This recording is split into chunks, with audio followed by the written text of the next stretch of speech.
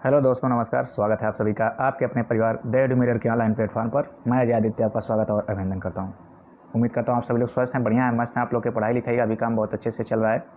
दोस्तों, आप लोग के स्पेशल डिमांड पर, यानी आप लोग के कई बार कहे जाने के पश्चात आज से हम लोग एक नई सीरीज़ की शुरुआत कर रहे हैं, जो ये बहुप्रतीक्षित सीरीज़ है, जो हम लोग बहुत लंबे समय से इसका इंतज़ार कर रहे थे, जिसकी आज से शुरुआत की जा रही है। आई होप कि आप लोग को पसंद आए और आप लोग ढेर सारा प्यार देंगे।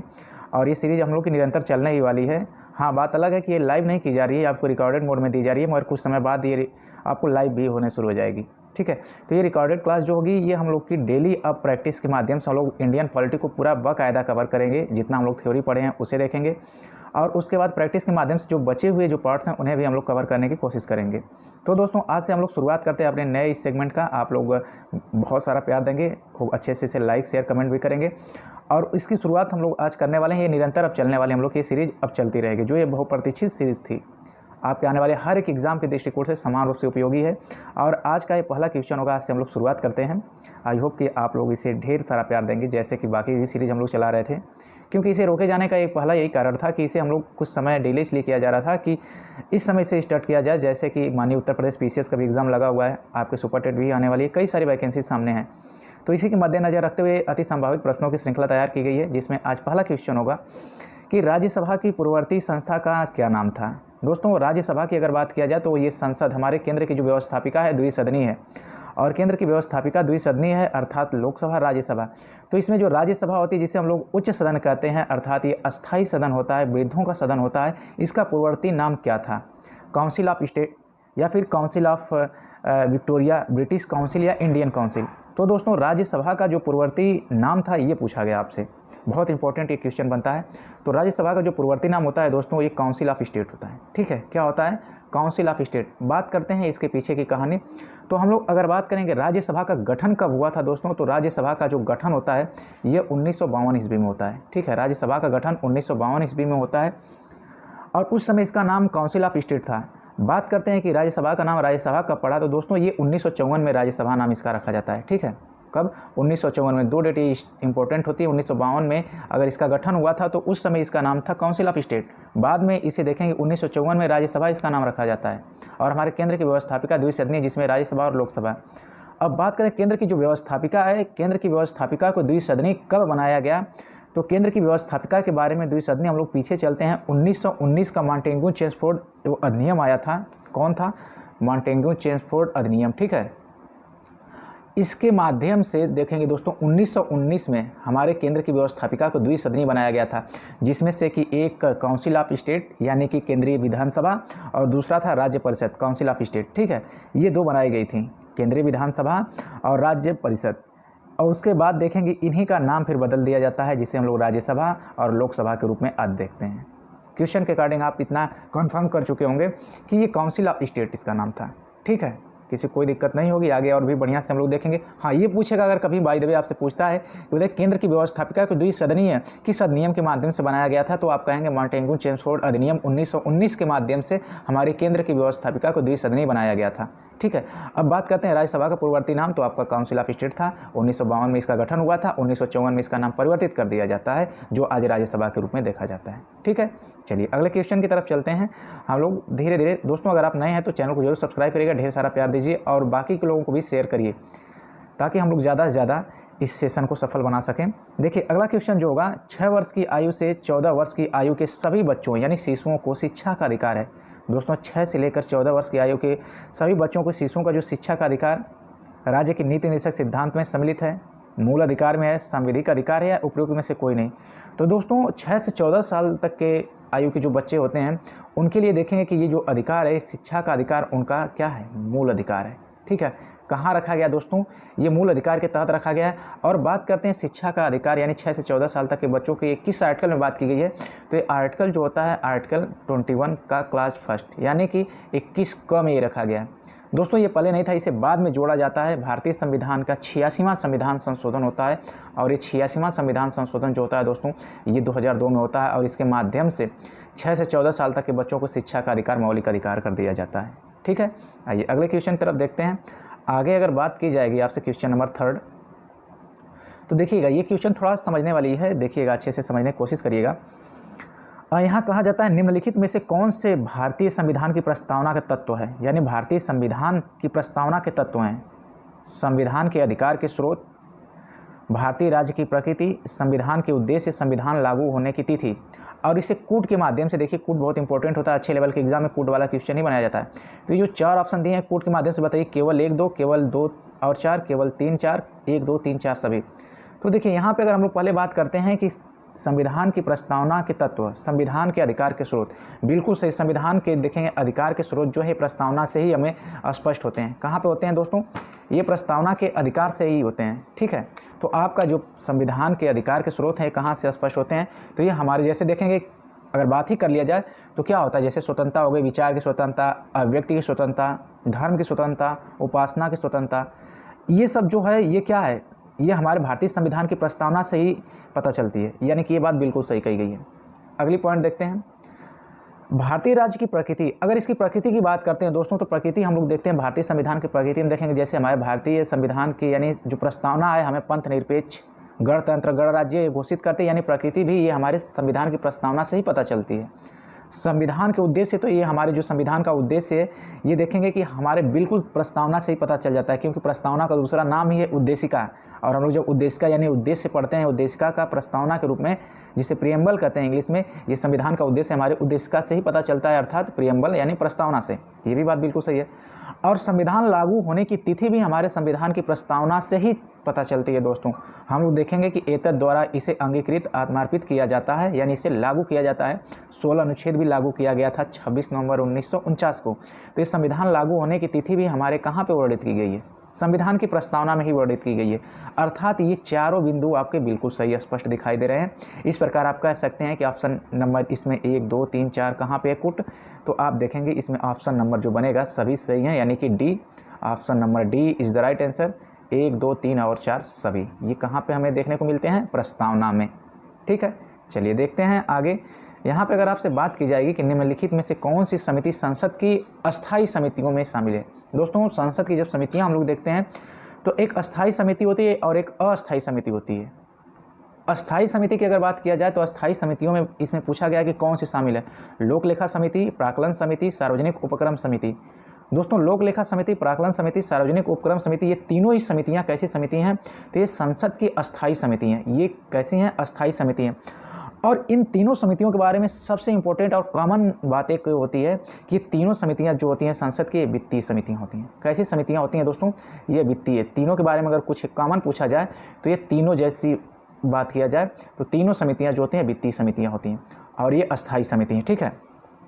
तो आप बहुत अच्छे से यहाँ देख पाएंगे कि ये जो संसद की अस्थायी समितियों में लोक लेखा समिति, प्राक्कलन समिति, सार्वजनिक उपक्रम समिति होती है और ये तीनों ही वित्तीय समितियाँ होती हैं, ठीक है। तो आपका ऑप्शन नंबर डी बिल्कुल सही लगा, उपयुक्त सभी।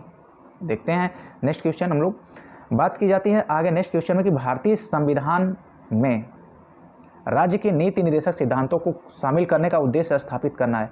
दोस्तों भारतीय संविधान में राज्य के नीति निर्देशक सिद्धांतों को शामिल करने का उद्देश्य पूछा जा रहा है और राज्य के नीति निर्देशक सिद्धांतों को शामिल करने का उद्देश्य क्या रहा है? राजनीतिक लोकतंत्र, सामाजिक लोकतंत्र, कनाडाई लोकतंत्र या फिर उसके बाद सामाजिक एवं आर्थिक लोकतंत्र। तो यहाँ पे देखिए दोस्तों बात करते हैं हम लोग पहले कि यानी कि राज्य के नीति निर्देशक तत्व, जिसे हम लोग शॉर्ट फॉर्म में क्या कहते हैं? DPSP यानी directive principle of state policies. भारतीय संविधान के भाग जो होता है पार्ट कौन सा है? तो ये भाग 4 में हम लोग को देखने को मिलता है। भाग 4 जो होता है DPSP को बयां करता है और अनुच्छेद जो चलता है इसमें दोस्तों 36 से लेकर 51 तक। कहाँ तक चलता है? 36 से लेकर 51 तक। और भारतीय संविधान में राज्य के नीति निर्देशक तत्व को कहाँ से लिया गया है? कहाँ के संविधान से? तो ये आयरलैंड के संविधान से लिया गया है। कहाँ से? तो ये आयरलैंड के संविधान से लिया गया है। ये कुछ बेसिक फैक्ट हैं DPSP के बारे में। हाँ ये भी बात बहुत इंपॉर्टेंट है DPSP के बारे में कि जो राज्य के नीति निर्देशक तत्व हैं ये गैर न्यायोचित होते हैं, ठीक है। यह क्या है? न्यायालय में प्रवर्तनीय नहीं है, यानी न्यायोचित नहीं है, ठीक ना। ये बहुत इंपॉर्टेंट बनता है। ये मतलब अवाद योग्य है, यानी कि वाद योग्य नहीं है, यानी न्यायालय में चुनौती नहीं दी जा सकती है। अब बात की जाए कि यह जो है इसका उद्देश्य स्थापित करना है तो सामाजिक एवं आर्थिक लोकतंत्र को स्थापित करना है। ठीक है, किसका? सामाजिक एवं आर्थिक लोकतंत्र को स्थापित करना है।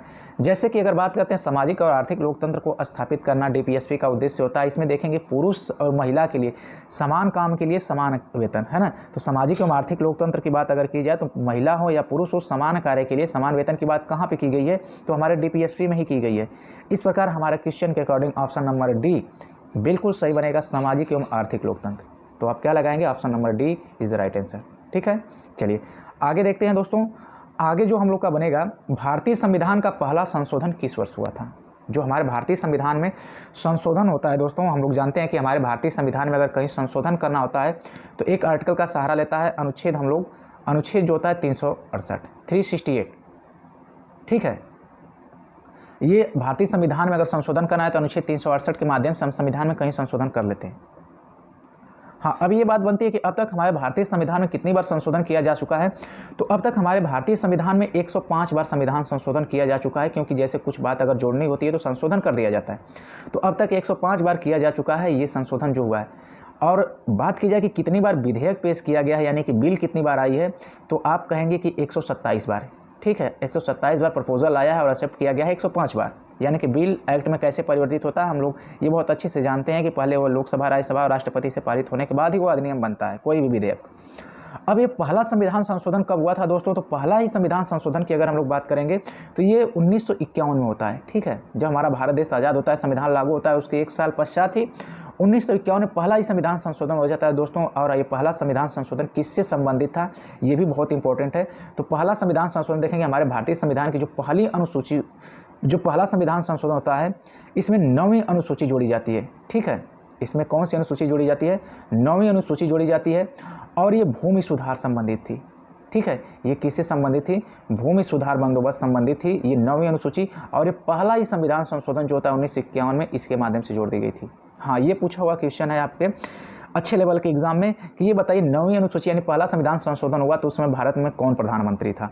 तो इस समय भारत में देखेंगे कांग्रेस की सरकार होती है और प्रधानमंत्री की अगर बात करेंगे तो उस समय प्रधानमंत्री पंडित जवाहरलाल नेहरू जी होते हैं। ठीक है ना, ये सब बेसिक फैक्ट हैं इसके बारे में। आपका क्वेश्चन के अकॉर्डिंग तो ऑप्शन नंबर ए बनेगा ही बनेगा।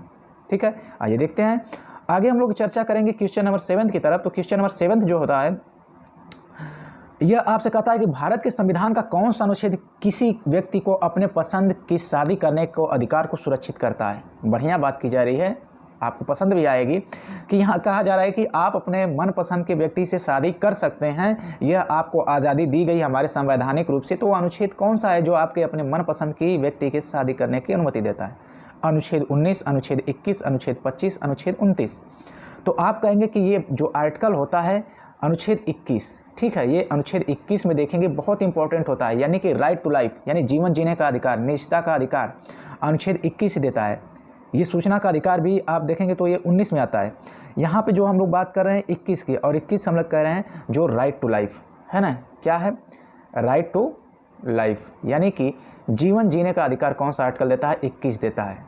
और बात करेंगे कि यानी कि निजता का अधिकार अनुच्छेद 21 के तहत, और इसी के तहत आपके अपने मनपसंद के शादी विवाह करने के अधिकार को भी सुरक्षित किया जाता है। तो आप कहेंगे कि इस क्वेश्चन के अकॉर्डिंग अनुच्छेद 21 यानी option number B is the right answer. कौन सा बनेगा? ऑप्शन नंबर बी बिल्कुल सही है। यानी कि जीवन साथी चुनने की बात की जा रही है ना, आप अपने मनपसंद का जीवन साथी चुन सकते हैं, ये संविधान हमारा आपको अधिकार दे रखा है अनुच्छेद 21 में।